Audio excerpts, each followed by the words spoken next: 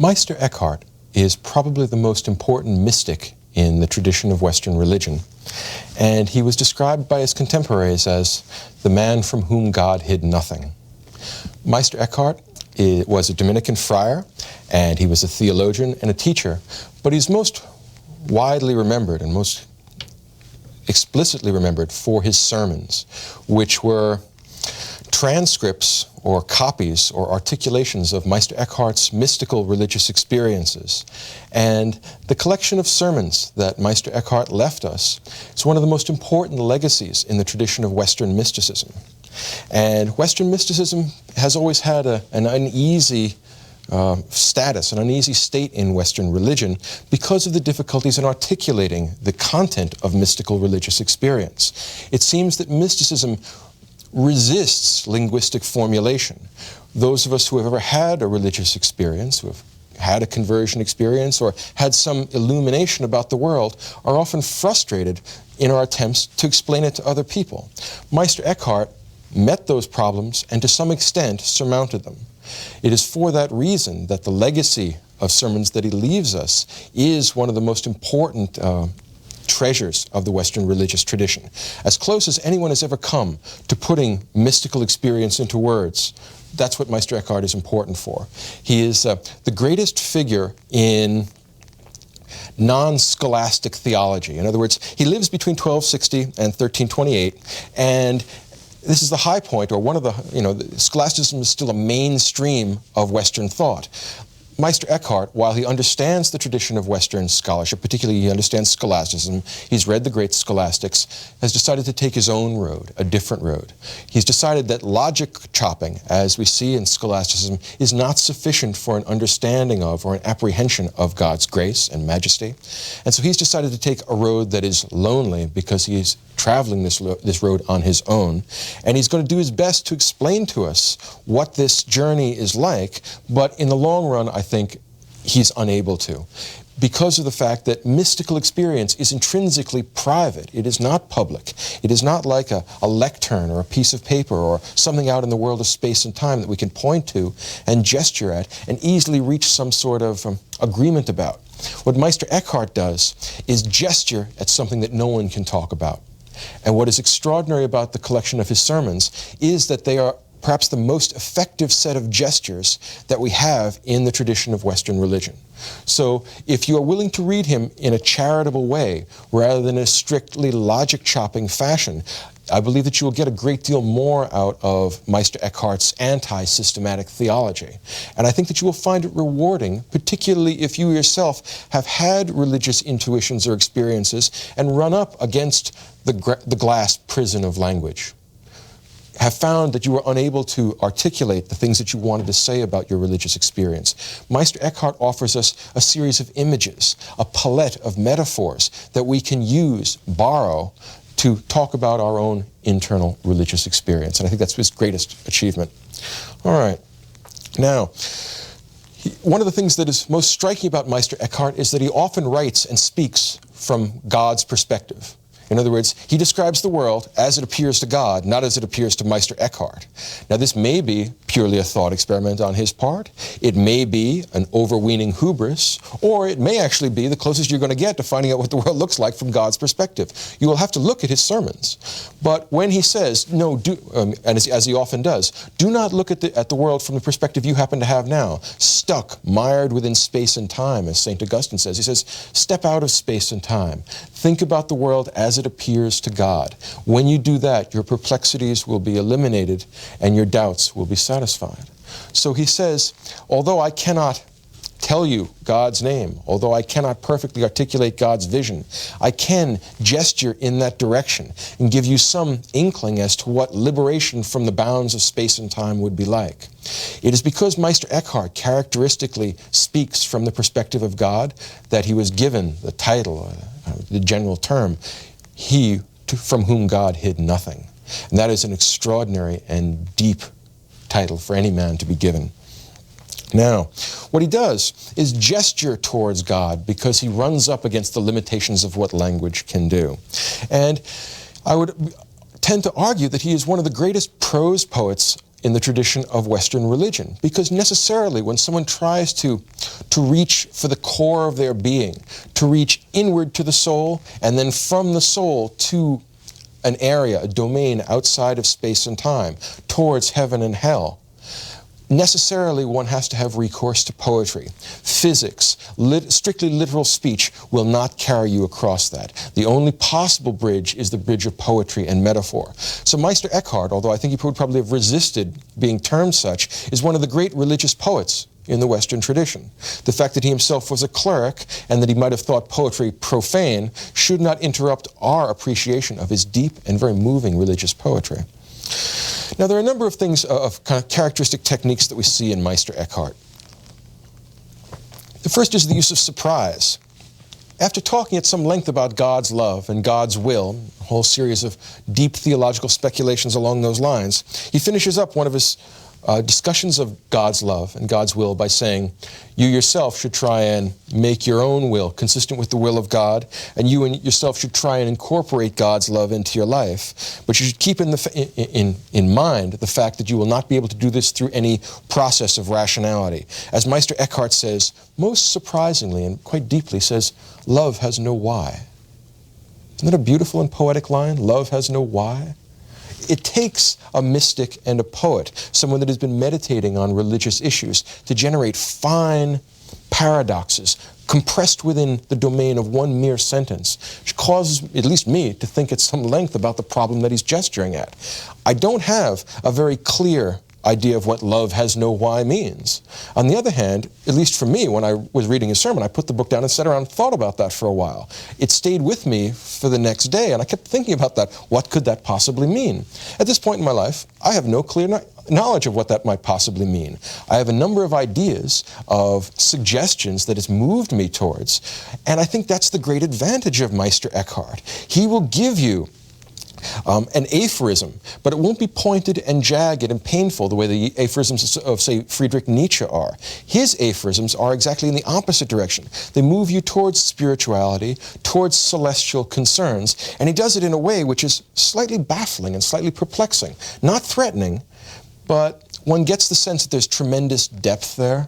It's a saying that still waters run deep. One gets the sense that Meister Eckhart is the man from whom God hid nothing.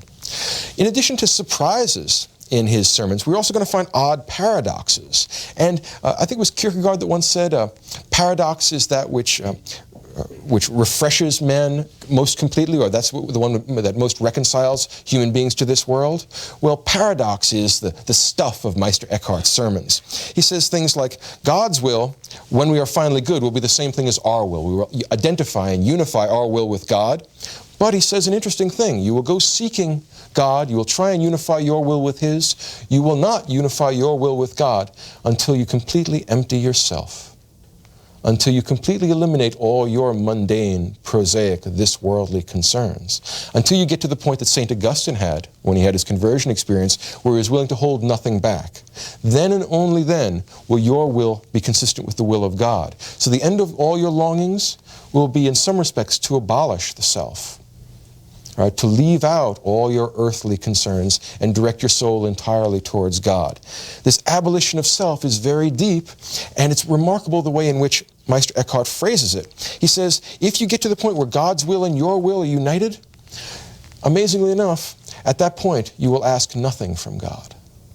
Isn't that remarkable? The point at which you manage to hook up with God, where you make some sort of connection to God. When the end of all your longings is realized, it turns out that at that point, you no longer long for anything, and you no longer have anything left to ask God for. In other words, there's a sort of paradox here. We wish the good things that God can offer us. We wish to make some sort of connection with God. But if we ever do make that connection, should God's grace ever appear within our soul, the result will be that we'll be released from all our other cares and concerns, and we'll have nothing to ask God for. It'll be pure adoration without any mixture of what Kant would call heteronomy, without any desire for stuff here in this world. You're not going to ask God for a raise. You're not going to ask God for a promotion. You're not going to ask God for anything here in this world, because if you were actually to connect with God, you would no longer want that stuff. quite a remarkable turnabout. His paradoxes are deep and very moving, and they're quite provocative. I often don't know exactly what they mean, but in almost every case, when he coins a beautiful phrase, I have to sit and ask myself, what is going on here? And this is where theology begins to merge with poetry, and the results are quite enigmatic, but at the same time quite stimulating. Most important in the work of Meister Eckhart is metaphor. There are plenty of paradoxes, plenty of surprises and strange formulations, but metaphor is Meister Eckhart's stock in trade.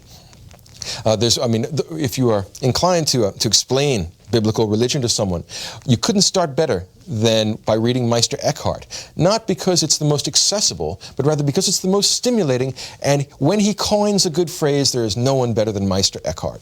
He says, to those that are searching for God, that are still spiritual seekers. He makes all kinds of interesting internal jokes. He says something, at one point he says that God is on sale at very reasonable prices. In other words, whatever it is you have to give up in order to get God, it's a bargain. And the idea that God is on sale at very reasonable prices suggests, by itself would make a lovely sermon, even though it appeared in one of his sermons, because there's so much that you can extrapolate from that. It's such a deep and powerful thought that I can't help but admire that, and I can't help but think that if there is such a thing as inspiration, this is it. Highly inspired, beautifully compact and complete ideas stuck into one sentence, and Meister Eckhart makes it appear effortless. I might be tempted to say that for the world's great artists, they take something that is very difficult to do and they make it look easy. Try, after reading Scripture sometime, to coin as good a phrase as you'll find every other page in Meister Eckhart. You will find that without that inspiration, you just can't do it. So he makes inspired prose poetry of a religious nature look easy. Or perhaps it's God that makes it look easy, but it comes through Meister Eckhart. And whoever it is that's making it look easy, it looks easy, and it's really not. So heaven is on sale at affordable prices, and he says that the doctrine of works, those of you who think that you can say a lot of prayers and give a lot of charity and do a lot of good things, and that will get you to heaven, he says, no, that's not going to work, because what you're trying to do is bargain away these good works you've done for the sins you did.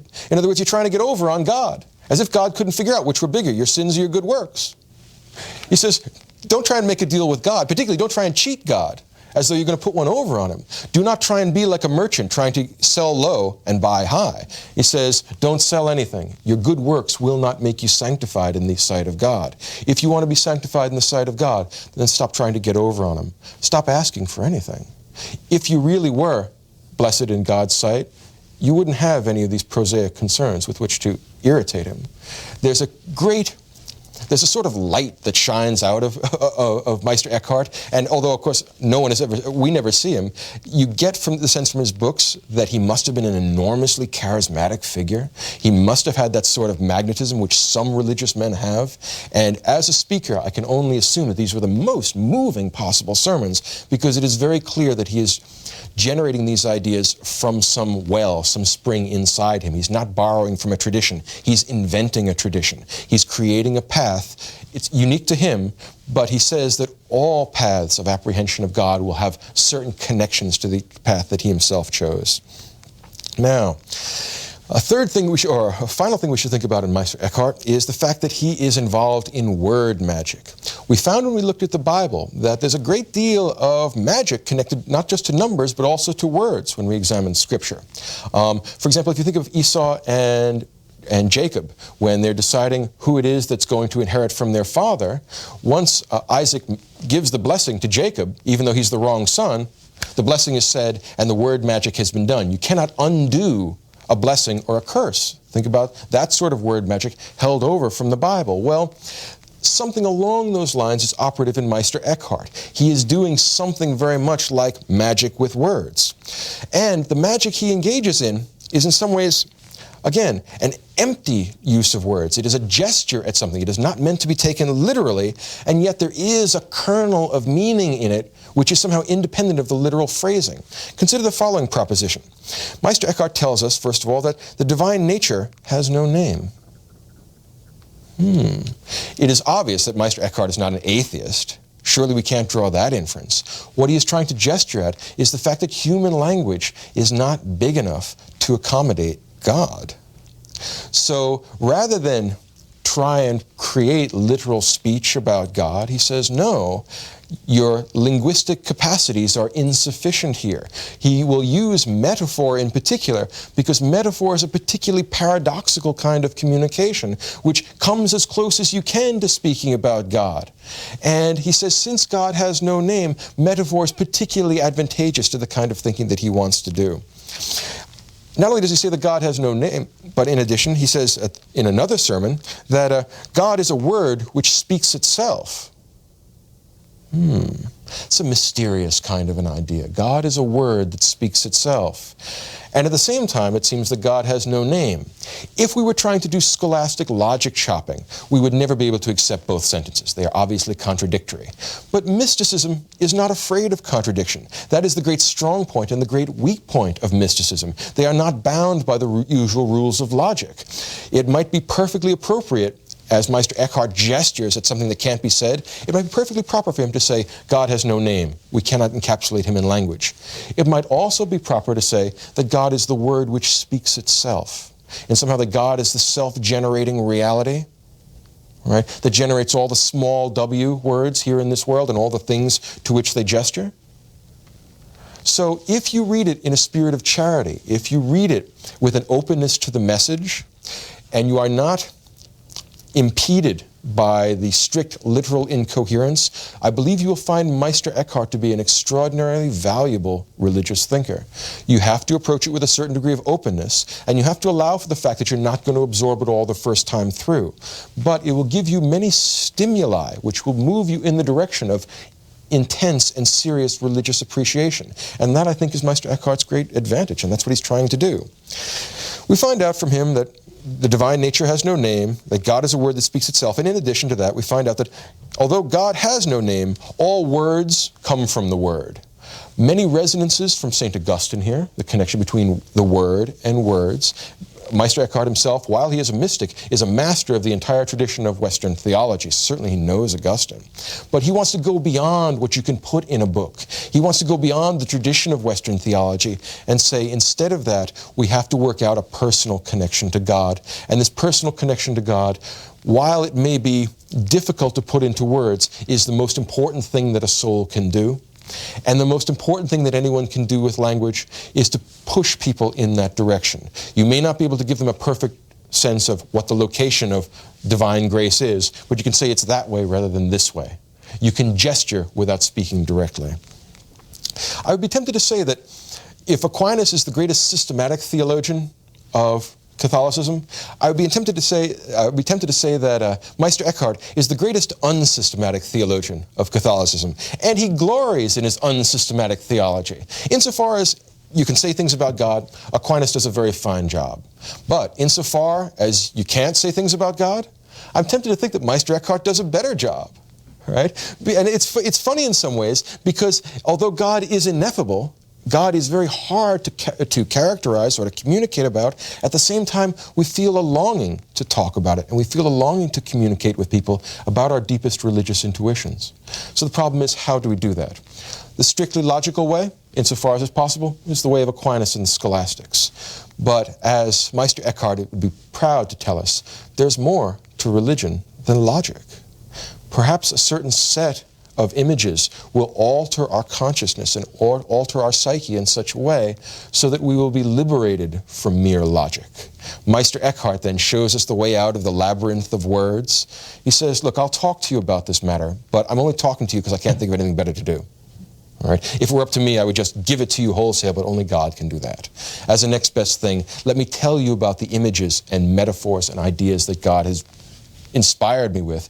Perhaps it will also inspire you. To this day, I find Meister Eckhart inspiring, and I think that most people that read him in any century will find him so. I don't think Meister Eckhart is restricted to Catholicism or even to Christianity. There is a certain stance towards the divine, a certain withdrawal from profane and mundane experience that I think is characteristic of mystics in every religion. And Meister Eckhart is certainly that in spades for Christianity.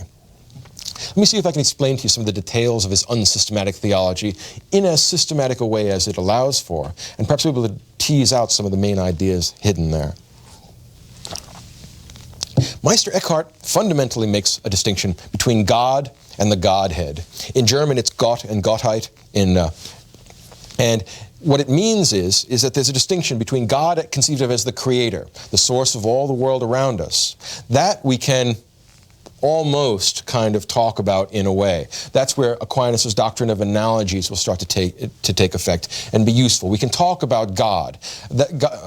God in Meister Eckhart's strictly distinguished way is your avenue or your introduction to the Godhead. And the Godhead is very different. Gottheit in German. The Godhead is the divine essence, which cannot be spoken about. It is ineffable, and which is totally undynamic and static. In other words, let me see if I can explain this, because it's not very clear within Meister Eckhart, and it's not a very clear distinction. This is one of the difficulties that we're going to find with mysticism. Meister Eckhart distinguishes between God, who is the creator of the world, and about whom we can talk in a rough and ready, uncertain way. That God is dynamic. He starts the world, and then it undergoes all the changes that it undergoes. That God is revealed to us directly in Scripture. The Godhead, on the other hand, is totally ineffable and is somehow a grounding or a foundation of the God who is disclosed in creation. The Godhead is, as he puts it, the Godhead is as far apart from God as heaven is from earth. The idea is something along these lines. God, the first stage in our understanding of divinity, is thought of as the source of the world or the universe, for example. We can say that about him. God is creative, God is holy, God is loving. There are a number of predicates we can attach to God. That, for Meister Eckhart, is the first step towards an understanding of the Godhead, which is somehow bigger, not bigger in the spatio-temporal sense, of course, but bigger in the sense that it is more foundational, more, how can I put it, more transcendent, more non-human than God as he is revealed in creation. Now, I know this is a fuzzy and difficult distinction. There's lots of nebulous stuff here, and I know that someone like Hume, for example, would just take apart the distinction and say there's nothing there. I think that's the uncharitable reading. Give it a little bit of space. Allow for the possibility that one's apprehension of God changes, and that one's initial access to divine ideas is going to be found from your experience here in this world. If that's the case, then provisionally we might want to work through Meister Eckhart's distinction between God and the Godhead. Godhead is static, God is dynamic. The Godhead is transcendent, whereas God seems to be simultaneously immanent and transcendent because we see his works here in this world. The Godhead is unspeakable. You can't say anything about the Godhead, whereas God, while you can't exactly talk about him, we can use conventional names like Yahweh, right, which don't really tell us anything about God, but he has allowed us to use that sort of a phrase in referring to him. The idea then is something along these lines. What people think God is only the entranceway to God's awesome vastness. And it would appear from this discussion that Meister Eckhart is very at home in this ocean of Godheadness, or whatever it is he's encountered out there. Now, the problem is that our language breaks down when Meister Eckhart goes out into that uncharted territory. He would like to tell us what it is that he's doing and where he is. And we're not talking about a spatialization, but psychically or spiritually where he is. And the difficulty is that our language just isn't big enough to encompass this. So the uncharitable reading would be that Meister Eckhart is talking nonsense. And that's an uncharitable reading of mysticism in general. The charitable reading is that he is trying to gesture at something transcendent, something that is bigger than human language and bigger than our experience. If that is the case, then whatever he can tell us about this domain is about as all we're likely to see at any time soon, because it would seem that Meister Eckhart is one of those few friends of God that to whom God has disclosed his inmost nature. He's going to do his best to explain this to us. Now, it turns out that there's an enlightening analogy that Meister Eckhart makes to the difference between God and Godhead. And he says it's the difference within your soul between what he calls the Grund, in German that's the ground or foundation, and the faculties. Think about your soul, all right, or about your psyche or your consciousness. It's not an easy thing to talk about. If someone would ask you, what is it? Well, you might be perplexed. It's very hard to say exactly what your consciousness is. I mean, it's hard to find a good word for it. Particularly because your experience of yourself, think of, say, Descartes thinking about himself, one's experience of oneself is entirely internal, is entirely private. It's not out here in the world of space and time. So it is hard to gesture at your soul or your psyche or your consciousness because it's not out here for us to point to. It is an internal psychic fact like our experience of God. That's why the analogy is illuminating. So what Meister Eckhart says is this. Think of the difference between that ineffable spark that is you, that thing that is your soul, and now think about the various faculties into which we find your soul split. For example, the faculty of memory, the faculty of reason, the faculty of emotion. If you were to list all the things that your soul can do, reason, emotion, memory, after you listed all the faculties, you would have the parts of your soul that you can talk about, but you would not have eliminated that ineffable spark that you are unable to talk about. Meister Eckhart says, fine, you know what that ineffable spark is, that scintilla? That is the deity within. So there's a little fragment of this inside you, and not inside you in the spatial sense, but inside your soul in the spiritual sense. It is unspeakable because it is your connection to the Godhead, and it is on the one hand unspeakable, and we can't do logical proofs about it. On the other hand, because it is the you that makes you, that is more foundational to yourself than any of the other things you could do. It's more you than your memories. It's more you than your reasoning. It's more you than your feelings. The reason why we can't talk about that is that it's God's ineffable spark. And while it's true that we can't prove such things exist, Meister Eckhart would make the argument, or make the assertion, I don't think it is an argument, would make the assertion that while we can't prove it, we also can't doubt it, because it's the you that does the doubting. Yeah, this is the ghost of Cartesianism. The embryo of Cartesianism is built right into this. All right? So the idea is something along these lines, that Meister Eckhart, unlike so many other scholastics, doesn't bother with proofs of God's existence. He says you couldn't figure out how to doubt it. All right? And not only couldn't you figure out how to doubt it, if you did, you wouldn't even know what you were doubting. So the best you can do is to accept God's grace and God's illumination as it comes. And if God doesn't illuminate you directly now, Meister Eckhart will do the best he can to move you in the right path by giving you not the answer, but certain suggestive hints about where you might find the answer within yourself. Somewhere in Scripture it says the kingdom of God is within you. Meister Eckhart emphasizes that statement in spades. Now, in addition to this distinction between the Grund of the soul and the faculties, which is analogous to the distinction between the Godhead and the things we can say about God, he has a very interesting psychology of conversion. He says that grace, which is the birth of God in the soul, and of course for him that means he can go back to the nativity narratives in the Gospels, right, and view this as being the scintilla of God being born into the soul of the world. All right, he could do all kinds of allegorical readings of the gospel on this basis. He says that at that point, when you get grace, the divine spark that was within you bursts into flame. Now, again, don't read this uncharitably. He's not trying to say that you're on fire. He's trying to say that your soul has changed. We see that soul change in St. Augustine's Confessions. You will see it in any of the lives of the saints. What Meister Eckhart is giving us a set of images with which to talk about something that you can't talk about. And that's why the idea of the soul, the spark bursting into flame, is not only useful, but quite suggestive, and is not ever likely to be superseded. Now, there are certain problems that we're going to come into when we try and talk about this soul bursting into flame kind of stuff. The first problem is this. Mysticism seems to break down not just our thinking, but also the grammar of our language. And for that reason, we don't know how to talk about these primary intuitions, if they exist at all, because it's hard to demonstrate such things. Think about it this way. Mysticism breaks down the distinction between subject and object, which is central to grammatical construction. Think about what it will be like if you make subjects and objects the same thing in your grammar. You will be unable to construct sentences. Your speech will turn into gibberish. All right? The question is, how can we account for and articulate experiences in which subject and object, the knower and the known, when that breaks down? What will happen to our grammar when we try and do that? Since it seems that we can't maintain the grammar, either of English or of German or of Latin or of any language, while the subject and object distinction breaks down, the best we can do is search for these metaphors, these images. And metaphors is stock in trade. One of my favorites is, this is directly from one of his sermons, he says, God is green and flowering in his spiritual power. Well, let's think about that for a while. God is green and flowering. Does it make any literal logical sense to describe God as being green? How would one go about finding out what color God is? God is green and flowering.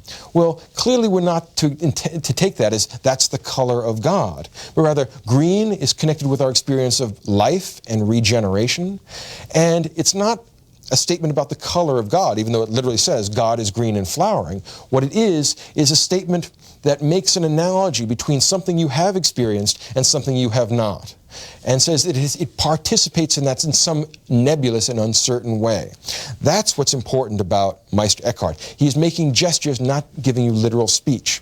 Now think about metaphor, because that's why metaphor is Meister Eckhart's stock in trade. And it's not just true of Meister Eckhart, it's true of all mystics. Let's just think briefly about how metaphor works and make your life a little bit easier in thinking about this. I want to talk about three kinds of sentence.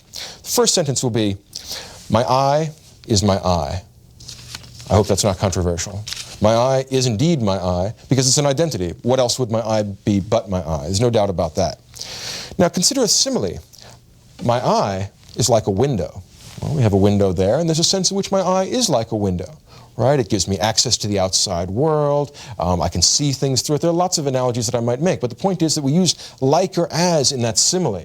All right? And it makes literal sense. It tells me that my eye and the window share some common property, some common predicate.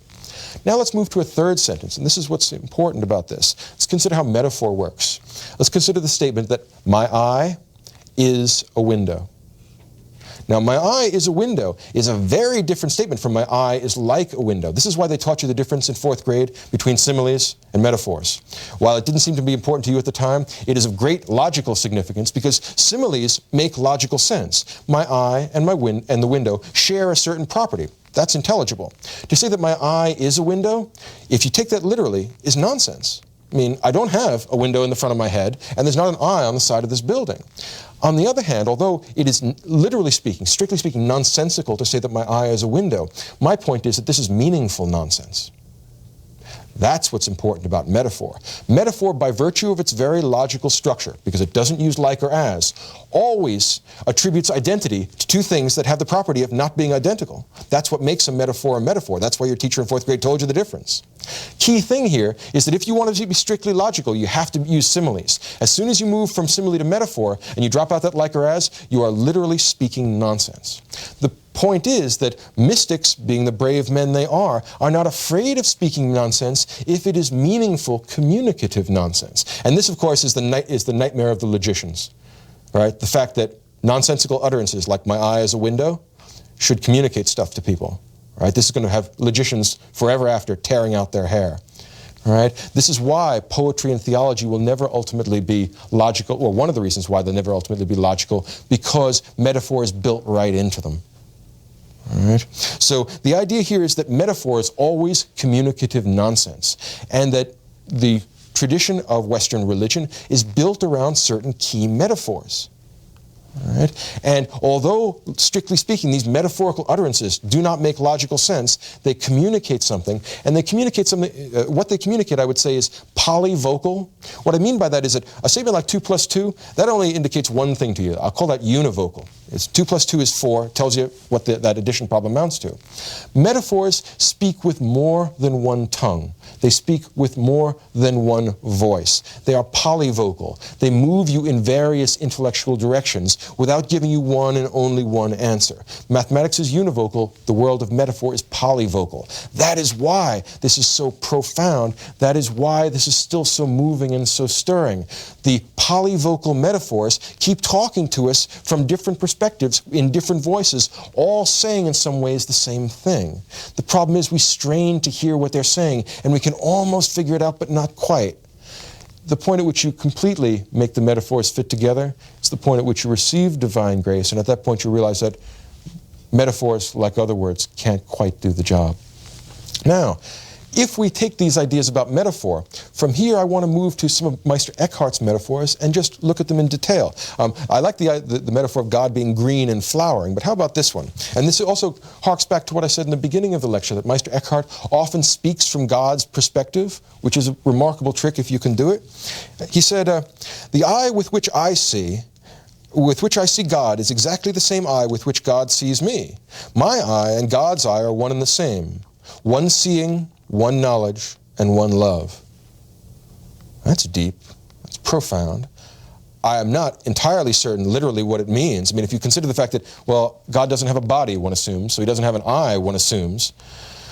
So how could Meister Eckhart's eye and God's eye be the same thing? Literally, it doesn't make sense. On the other hand, if we look at it symbolically or metaphorically, it suggests that it is possible for human beings to abandon the constraints of the body, to forsake the limitations of space and time, and adopt a divine perspective. In other words, what Meister Eckhart is doing is gesturing at what it would be like to vacate our soul of small, petty, unreligious concerns. When he says that I view the world with the same eye that God views the world, what he is saying is that he has emptied his soul of other things so that divinity could be poured into him. All right? Now there's another metaphor exactly. Divinity didn't get poured into him because divinity is not a liquid. But if you understand what I'm talking about, then you're starting to catch on to why metaphor is so important to religious discourse, and in particular so important to Meister Eckhart. We are trying to talk about something that doesn't fit into language. The best we can do is not, perhaps just to remain silent. That is one possible alternative. But insofar as we want to communicate with other people about our religious intuitions or about our experience of divinity, the best we're going to get is these inspired metaphors. And I'd be tempted to say that you know the lion by his claw. I look at these wonderful metaphors and I can't help but believe that there is something going on here which is outside the domain of a superficial understanding. He certainly has the appearance of being an inspired man. Now, it would seem that metaphor for Meister Eckhart is in some ways like what irony was for Socrates. Socrates always described his method as being meiutic. He described himself as not having any knowledge himself, but rather being like a midwife. He helps other people give birth to intellectual children. May I suggest that the metaphors that Meister Eckhart offers us are also meiutic. They are intended to help with the birth of God in the soul. And in that sense, he is a sort of spiritual midwife. He does not cause you to get God's grace or to get God's illumination, but he helps the birth of God in the soul. He helps fan that spark of divinity into the flame of religious illumination. And of course, it's not a flame, right? Again, all I can do is have recourse to metaphors about Meister Eckhart's metaphors and what they're supposed to do to you. But that tends to prove my point as well. I'm trying to gesture at something that doesn't fit nicely into language. I'm trying to talk about the experience of divinity, and I think like all speakers that want to communicate religious ideas, it is going to be necessary for us to have recourse to metaphor and also to be willing to accept metaphor for what it is. In other words, don't say, flame, I don't want to know about flame, I want to know really, literally what's going on. Meister Eckhart would just throw up his hands and say, look, I can't do that. It's not a problem of my religious understanding, it's a problem of the nature of language itself. Language was invented to talk about tables and chairs and stuff. God is not like tables and chairs, and you will find that the closest we can come are these suggestive and provocative metaphors. It is meiutic. It helps you give birth to a spiritual child. It does not father the spiritual child. That comes from God's direct intervention and God's direct grace. Now, I'd like to conclude my discussion of Meister Eckhart with some considerations of the problems of mysticism. And this, in some ways, perhaps helps account for why Meister Eckhart is not read as widely as someone like Thomas Aquinas today. Even though perhaps Thomas Aquinas isn't read widely, those who want to, say, discover the history or tradition of Western religion might be more likely to gravitate to Aquinas than to Eckhart. Eckhart doesn't have quite the following. Part of that, it comes just from the nebulousness, the fuzziness of metaphors.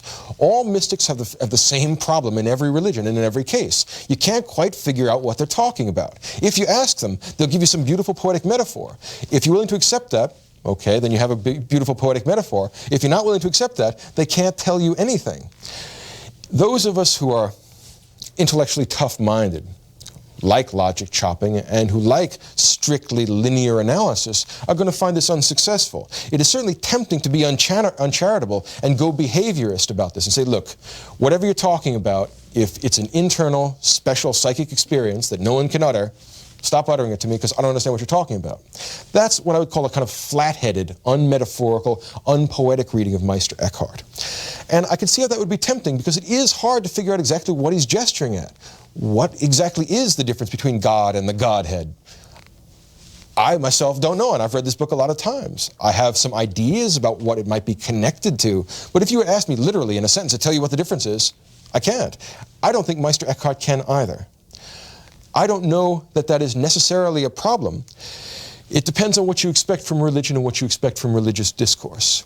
If what you want to do is to force all of language and all of thinking into some Procrustean mold, some preconceived idea of what would count as meaningful speech, Meister Eckhart and the metaphors he offers us and the entire tradition of religious mysticism is going to be unacceptable under those circumstances. You're not going to get anything out of it. On the other hand, I might be tempted to say that I have never found any religious writer that was so illuminating and so provocative and interesting as Meister Eckhart.